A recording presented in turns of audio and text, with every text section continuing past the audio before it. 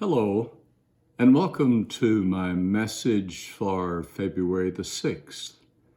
And because of icy weather, we are having a remote message for this week since we are not meeting in the church at Trinity Gospel this weekend. So I want to bring a message today that I call Be Strong. One of the greatest stories of the Old Testament is the transition of leadership when Moses ended his leadership of Israel and Joshua succeeded him. It's found in the first chapter of Joshua when the Lord stated the obvious. The Lord spoke to Joshua, son of Nun, saying, "Moses, my servant, is dead." Joshua had been a young assistant to his mentor Moses. He had seen the miracles, the victories, and the astounding successes of Moses. Now the Lord is saying to Joshua, "It's time for you to lead these people." No easy task that. These were difficult people to lead, and they were about to invade a hostile land. Joshua had seen for himself, because he had been one of the spies sent by Moses into the promised land, that they were facing walled cities and giants. But he must have taken comfort in the promising words of the Lord in the 3rd verse of that first chapter of Joshua, when the Lord said, "I promise you what I promised Moses." No one, not even the Pharaoh of Egypt, had been able to stand against Moses. Now the Lord declares in the 5th verse, "No one will be able to stand against you as long as you live, for I will be with you as I was with Moses." But my text is down in verse 9, which says, "Have I not commanded you? Be strong and of good courage. Do not be afraid, nor be dismayed, for the Lord your God is with you wherever you go." Be strong, he said. Now, even Moses, that great man, had failed. But God didn't fail Moses. Moses failed God, and he failed himself. So now he says, "Be strong, Joshua. I'll go with you wherever you go." There was a little child who had to walk each evening on his way home past a dark, spooky house. Some adult friends tried to give him courage. One friend handed him a good luck charm, supposedly to help ward off ghosts. Another installed a light at a particularly dark corner near his house. That was helpful. A third took the spiritual approach, saying, "It's sinful to be afraid. Trust God and be brave." It was good advice, but not much help. Then one friend said with compassion, "I know what it's like to be afraid. I'll walk with you past the house." Instantly, the child's fears were gone. That was what God did for Joshua. The Lord didn't diminish the task that Joshua faced, for he knew that Joshua was facing trained armies, giants, and walled cities. That was enough to make even the bravest man afraid. It's easy to say good luck to someone facing a hard trial. Anybody can do that. But whatever you're facing today, the Lord has not left you to your own devices. To us, Jesus said, "I will never leave you nor forsake you." How many times have we heard someone say, "Don't worry, I've got your back"? Only later you discover they are nowhere around. When I was a boy, the only time my dad would take me fishing was at night.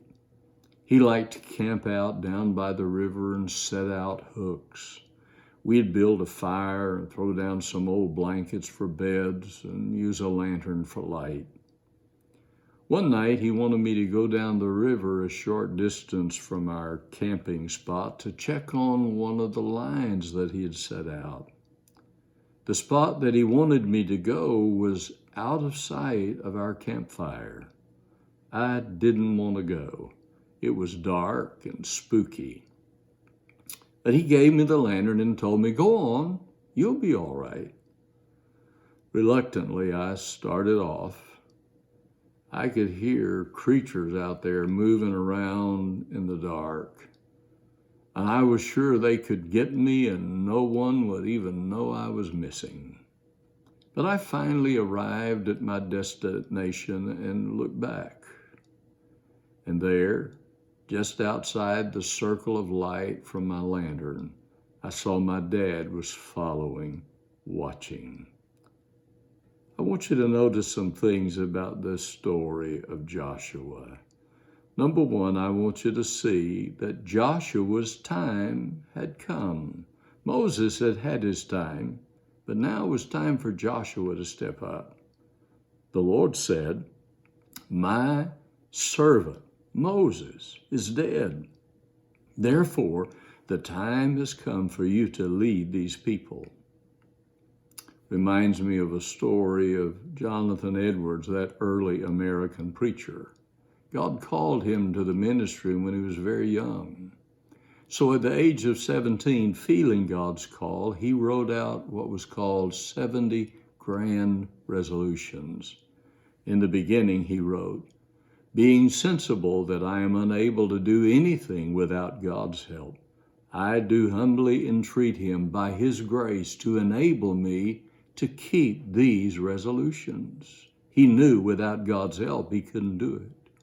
Over these years of ministry, I've seen many young people start out in the Lord's work.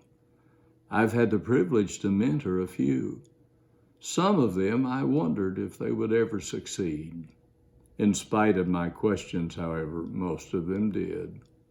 I've sometimes wondered if Moses may have looked at the young Joshua from time to time and wondered, can Joshua lead these people? Without God's help, of course, he couldn't. All of us, sooner or later, come to the time of test and challenge. When Nita and I had our first child, our son, it was an awesome responsibility. A pastor's wife from my early years came over to our house one day to see the new baby boy. Nita confessed to her, "I just don't know if I can do this." The dear pastor's wife's answer was a classic. She said, "Oh, honey, babies are like hot pots and pans. The instructions are written on the bottom. In other words, you can do it with God's help."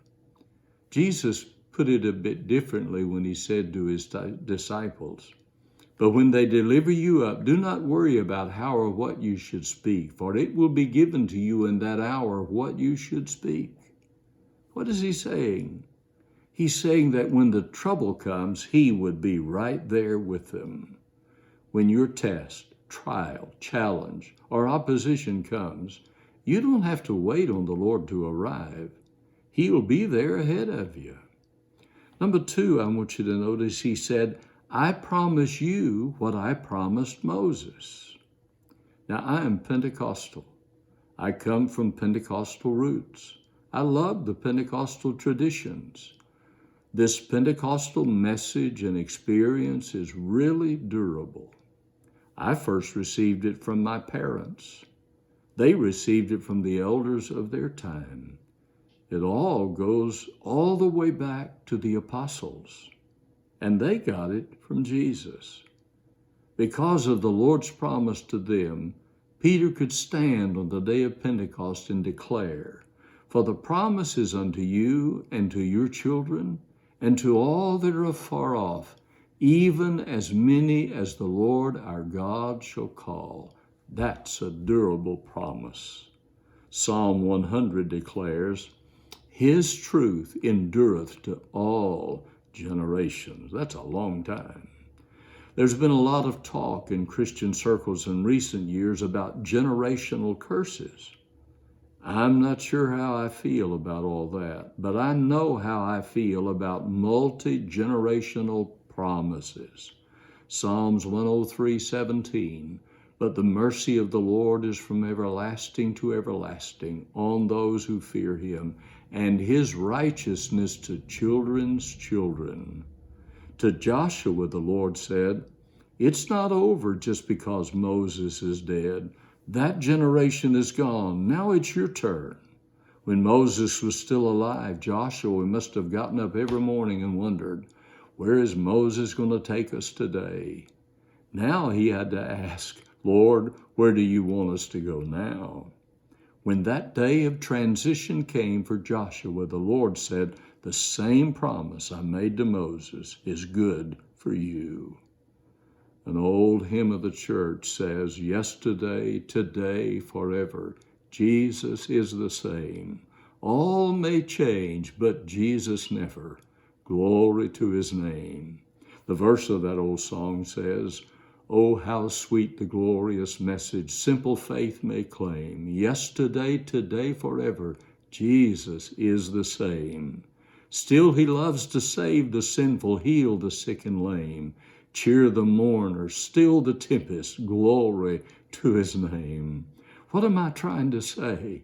The Lord's promises do not expire. They are not limited to generations past.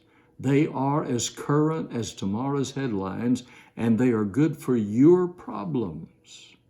That's why God said to Joshua, number 3, be strong. Literally, he said, take courage. Don't be afraid. Why? Because the Lord said, I'll go with you. He's saying the same thing to you right now. As the old song says, give me that old-time religion. It was good for Paul and Silas. It was good for the Hebrew children. It was good for our mothers, and it's good enough for me. Whatever you're facing today, let me tell you, God has not changed. His promises have not diminished. He said, I'll go with you. Jesus said, I'll never leave you nor forsake you. Whatever you're facing today, this week, this month, in this new year, whatever it is you have to face, the Lord says, be strong. Don't be afraid. I will not leave you. He is available to you today if you call on his name. That's my message this morning.